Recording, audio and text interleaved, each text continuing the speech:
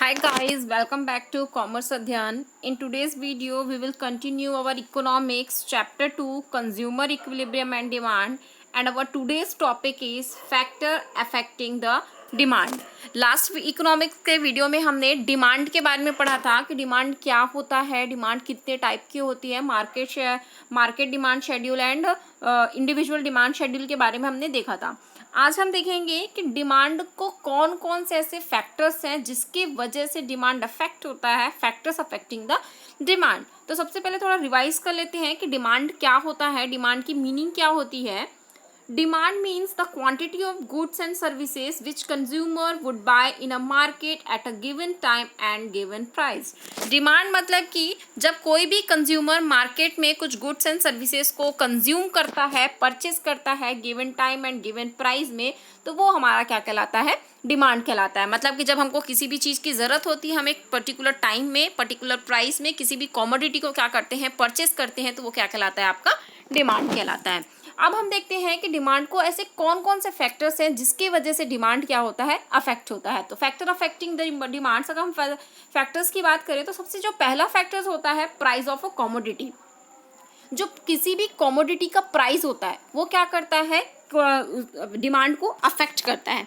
कैसे अफेक्ट करता है, जब किसी भी कमोडिटी की प्राइजेस क्या होती हैं, हाई होते हैं या प्राइजेस में इंक्रीमेंट होता है, तो डिमांड क्या हो जाती है, कम हो जाती है. क्योंकि हर कोई चाहता है कि वो उसको थोड़ा सस्ते में चीज़ को, वो चीज़ जो भी कमोडिटी है वो आपको मिल सके. तो जब भी किसी भी कमोडिटी का प्राइस क्या होता है, इंक्रीज होता है, तो उसकी डिमांड क्या हो जाती है, डिक्रीज हो जाती है. और जस्ट इसका उल्टा आपका उसमें होता है कि जब किसी भी पर्टिकुलर कमोडिटी की प्राइसेस क्या होती है, डिक्रीज होती हैं, तो जो उसका डिमांड है वो क्या हो जाता है, इंक्रीज होता है. मतलब कि जब प्राइसेस हाई हुए तो डिमांड क्या हो गया, लो हो गया. और जब प्राइसेस डिक्रीज हुए तो प्राइस क्या, डिमांड क्या हो गया, आपका हाई हो गया. मतलब कि जब प्राइस कम होगा तो लोग ज़्यादा चीज़ों का डिमांड करेंगे, और जब प्राइस ज़्यादा हो जाएगा तो लोग कम चीज़ों का डिमांड करेंगे.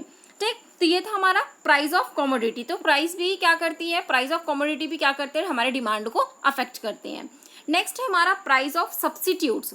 हर एक गुड्स का क्या होता है, सब्सिट्यूट गुड्स होता है. ठीक है, जैसे कि टी एंड कॉफ़ी, अगर टी नहीं है तो टी की जगह में हम कॉफ़ी से काम चला लेते हैं.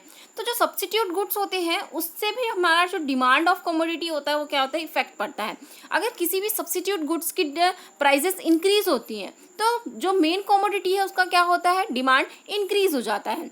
ठीक, अगर टी की प्राइसेस कभी भी इंक्रीज होती है तो लोग क्या करेंगे, डिमांड, कॉफ़ी की डिमांड करना ज़्यादा कर देंगे अगर टी की प्राइसेस ज़्यादा हो गई तो ये होता है हमारा सब्सिट्यूट गुड्स. तो प्राइस ऑफ सब्सिट्यूट गुड्स से भी क्या होता है, अपने डिमांड में अफेक्ट पड़ता है. अगर किसी भी सब्सिट्यूट गुड्स की प्राइसेस इंक्रीज होती है तो दूसरे गुड्स की क्या हो जाती है, डिमांड इंक्रीज हो जाती है. ठीक, मतलब प्राइस के साथ उसकी डिमांड क्या हो जा रही है, इंक्रीज हो जा रही है. जैसे कि अगर टी की प्राइस इंक्रीज हो रही है तो कॉफ़ी की डिमांड क्या हो रही है, साथ ही साथ इंक्रीज हो रही है.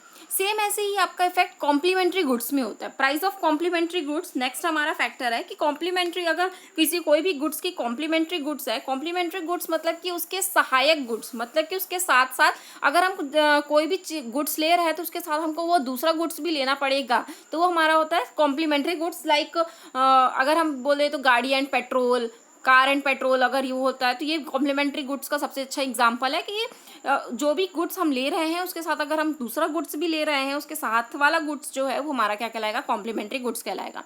तो प्राइस ऑफ कॉम्प्लीमेंट्री गुड्स का भी डिमांड में अफेक्ट पड़ता है. अगर किसी भी कॉम्प्लीमेंट्री गुड्स का प्राइस इंक्रीज होता है, प्राइस इंक्रीज हो रहा है, तो दूसरे जो मेन गुड्स है उसका क्या हो जाएगा, उसकी जो डिमांड है वो कम हो जाएगी. जैसे कि पेट्रोल के अगर प्राइजेस में इंक्रीमेंट होता है तो लोग कार या गाड़ी वगैरह खरीदना क्या करेंगे, कम कर देंगे. मतलब कि उसकी डिमांड क्या हो जाएगी, कम हो जाएगी. और यही अगर पेट्रोल की प्राइजेस क्या हो जाएंगे, डिक्रीज हो जाएंगे, तो कार वगैरह गाड़ियों की जो डिमांड है वो क्या हो जाएगी, इंक्रीज हो जाएगी. तो प्राइस ऑफ कॉम्प्लीमेंट्री गुड्स भी क्या करता है, डिमांड को अफेक्ट करता है.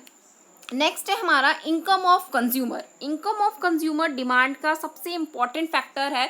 जैसे कि किसी भी कमोडिटी की जो डिमांड है वो क्या करती है, अफेक्ट पड़ती है. अगर किसी भी कंज्यूमर की इनकम ज़्यादा होगी तो वो क्या करेगा, ज़्यादा चीज़ों की डिमांड करेगा.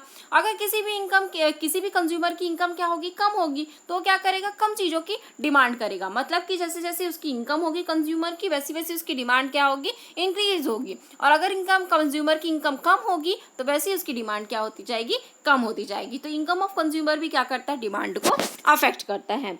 नेक्स्ट है taste and preference of consumer. Consumer का टेस्ट और प्रेफरेंस भी क्या करता है, अफेक्ट करता है। The consumer often consume those commodity which suit to their taste and preference. जो कंज्यूमर होता है वो वही चीज़ों को कंज्यूम करता है जो उसके टेस्ट और प्रेफरेंस के अकॉर्डिंग होती है। अगर उसके टेस्ट एंड प्रेफरेंस के अकॉर्डिंग मार्केट में चीज़ें अवेलेबल होंगी तो वो क्या करेगा, उसकी डिमांड ज़्यादा करेगा। जब मतलब टेस्ट एंड प्रेफरेंस के अकॉर्डिंग अगर कोई भी कमोडिटी है और उसकी प्राइसेस डिक्रीज हो रही है तो वो क्या करेगा, उस चीज़ों की डिमांड क्या करेगा, ज़्यादा करेगा अगर उसकी प्राइस डिक्रीज है। अगर कोई भी कमोडिटी उसके टेस्ट एंड प्रेफरेंस के अकॉर्डिंग नहीं है तो अगर उसकी प्राइसेस कम भी होंगी तो वो क्या करेगा, उसको परचेस करना पसंद नहीं करेगा। तो हम मार्केट में उन्हीं चीज़ों को परचेस करते हैं जो हमारे टेस्ट के हिसाब से होती हैं, जिसमें हमारा प्रेफरेंस होता है, जिस चीज़ों को हम पहले खरीदना चाहते हैं।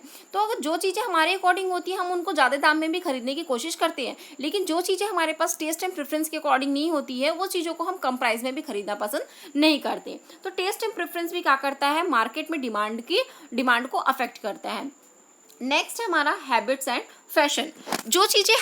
जो कमोडिटीज़ हमारे हैबिट में रहती हैं, जो चीज़ें हमारे हैबिट में रहती हैं उन चीज़ों को हम हायर प्राइजेस में भी खरीदते हैं और उनका जब प्राइजेस डिक्रीज होता है तो उन चीज़ों की हम डिमांड क्या करते हैं, ज़्यादा करने लगते हैं। ठीक है, वैसे ही फैशन में होता है कि जिन चीज़ों का लेटेस्ट फैशन रहता है मार्केट में उन चीज़ों की डिमांड क्या होती है, ज़्यादा होती है। जब उनके प्राइजेस कम होते हैं तो उनकी डिमांड क्या हो जाती है, और ज़्यादा हो जाती है। लेकिन जो चीज़ें फैशन में नहीं होती हैं वो चीज़ों की अगर प्राइसेस डिक्रीज भी होती है तो उनके डिमांड में किसी भी तरह का कोई भी अफेक्ट नहीं पड़ता है। तो हैबिट एंड फैशन भी क्या करते हैं, किसी भी कमोडिटी के डिमांड को अफेक्ट करते हैं।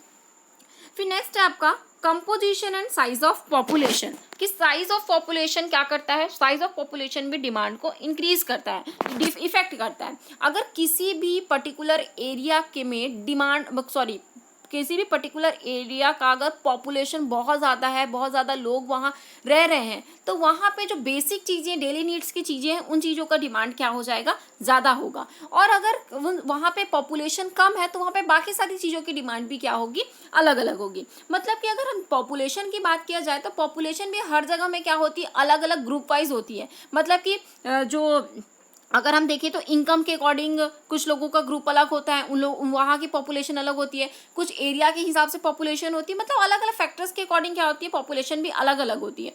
अगर जहाँ पे बहुत ज़्यादा क्राउडेड है और वहाँ पे ज़्यादा रिच लोग नहीं है, उनकी इनकम कम है, तो वहाँ पे जो बेसिक चीज़ें होती हैं उसकी डिमांड ज़्यादा होती है। लेकिन जिस ग्रुप की इनकम ज़्यादा है, उनका टेस्ट अच्छा है, तो वहाँ पे जो लग्जीरियस आइटम्स है उनकी डिमांड क्या होती है, ज़्यादा होती है। तो size and composition and size of population भी क्या करता है, हमारे डिमांड को अफेक्ट करता है। नेक्स्ट है हमारा डिस्ट्रीब्यूशन ऑफ इनकम। इनकम का, नेशनल इनकम का डिस्ट्रीब्यूशन भी क्या करता है, हमारे डिमांड को अफेक्ट करता है। कैसे अफेक्ट करता है, if the distribution of national income is equal the demand of almost all the commodities will be in the same proportion. अगर डिस्ट्रीब्यूशन, नेशनल इनकम का जो डिस्ट्रीब्यूशन है अगर वो इक्वली सब में होता है तो जो डिमांड होगा सारी चीज़ों का वो भी क्या होगा, इक्वल प्रोपोर्शन में होगा। लेकिन अगर इनकम ऑफ डिस्ट्रीब्यूशन जो है वो अगर सेम नहीं होता है, अलग अलग होता है, तो वो क्या होगा, वो उसमें कमोडिटीज़ की जो डिमांड होंगी वो भी क्या होंगी, अलग अलग होगी। अगर if the percentage of poor people is higher the demand for necessary will be more। अगर पुअर पर्सनस की जो पॉपुलेशन है वो ज़्यादा है, पुअर पर्सनस ज़्यादा हैं, तो जो बेसिक नेसेसिटी वाली, जो हमारी नेसेसरी वाली जो चीज़ें हैं उनकी डिमांड क्या होगी, ज़्यादा होगी। लेकिन अगर if the percentage of rich people is higher the demand of for luxurious will be more. और अगर हमारे इंडिया में या फिर हमारे किसी भी देश में अगर रिच पीपल ज़्यादा हैं तो वहाँ पे लग्जीरियस आइटम की क्या होगी, लग्जीरियस आइटम की डिमांड ज़्यादा होगी। तो डिस्ट्रीब्यूशन ऑफ इनकम भी क्या करता है, हमारे डिमांड को अफेक्ट करता है। तो ये सारे फैक्टर्स थे जो क्या करते हैं, डिमांड को अफेक्ट करता है।